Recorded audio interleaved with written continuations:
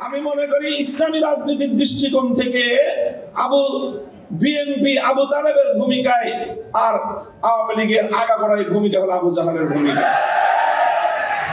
কাজেই এই জন্য বিএনপিকে কথা মনে রাখতে হবে, বিএনপির আগামী নেতৃত্বকে কথা মনে রাখতে হবে। প্রিয় দিনী ভাইয়ের, আপনিও জাতীয়তাবাদী ছাত্র দলের আমার সংগ্রামী সাথী ও বন্ধুগণ, আমাদের এখানে অনেকেই আমার কথা স্মৃতিচারণ করেছেন। এখানে উপবিষ্ট অধিকাংশ অতিথিদের সাথেই আমার ব্যক্তিগত ঘনিষ্ঠতা হলো থানার গারদে, জেলখানার অন্ধকার প্রকোষ্ঠে সেই সময়ের দিনগুলোতে যাদের সঙ্গে অন্তরঙ্গতা সৃষ্টি হয়েছে, সেই ভালোবাসা এবং সেই হৃদ্যতা একটু ভিন্নতা হয়, সেই হৃদ্যতার মধ্যে গভীরতা বেশি থাকে। আমি আপনাদের এই শহীদুদ্দিন চৌধুরী, আলী ভাই, সুলতান সালাউদ্দিন টুকু ভাই সহ আরো অনেকের সঙ্গে আমাদের সেই দুঃসময়ের দিনগুলো একসঙ্গে অতিক্রম করেছি। আরো অনেক নেতৃবৃন্দ ছিলেন, এই যে গিয়াসউদ্দিন আল মামুন সাহেব, তারপরে মিয়া নুরুদ্দিন অপু ভাই, আর এরপরে বিশেষভাবে যাকে আজকে আপনাদের এই মঞ্চে আমার স্মরণ করতে মনে যায়, তিনি আপনাদের প্রাক্তন কেন্দ্রীয় সভাপতি মরহুম নাসিরউদ্দিন আহমেদ পিন্টু ভাই। আমার জন্মস্থান আমাদের লালবাগের যিনি নেতা, যাকে নির্মমভাবে মৃত্যুর দিকে শুধু ঠেলে দেওয়া হয়েছে বলবো না, বরং যাকে পরিকল্পিতভাবে হত্যা করা হয়েছে। জাতীয়তাবাদী ছাত্র দলের একজন কেন্দ্রীয় সভাপতি পিন্টু ভাই কেমন ছিলেন, একটি কথা শুধু আপনাদেরকে স্মরণ করিয়ে দিতে চাই, যেন আপনারা তার আদর্শের অনুসরণ করতে পারেন।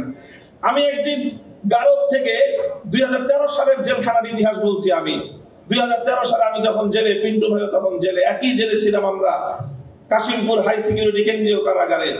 আমিও গেলাম, একেবারে যখন জেলখানায় পৌঁছলাম থানার গারদ কোর্ট থেকে, তখন আসরের সময় প্রায় শেষ হয়ে যায়। আমি প্রতিমধ্যে আসরের নামাজ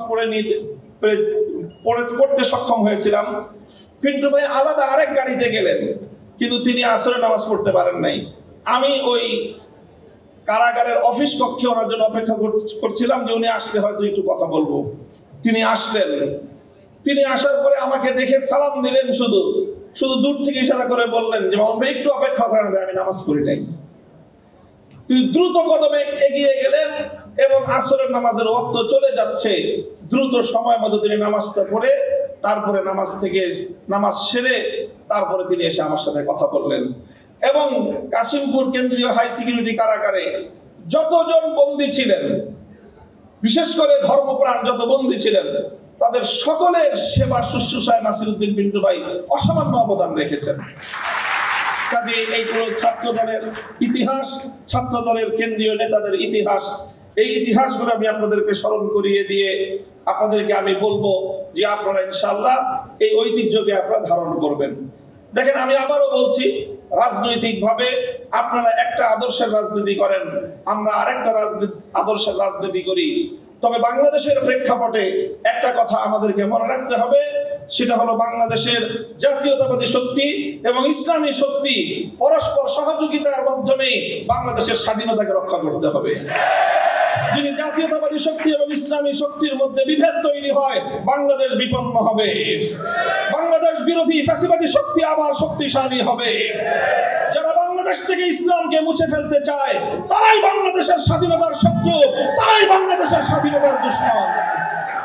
এই স্বাধীনতার শত্রুরা, এই শেখ হাসিনার সবচেয়ে বড় নির্মম অত্যাচার হলো বাংলাদেশের আলেম সমাজকে জাতির কাছে হেয় প্রতিপন্ন করবার চেষ্টা করেছে।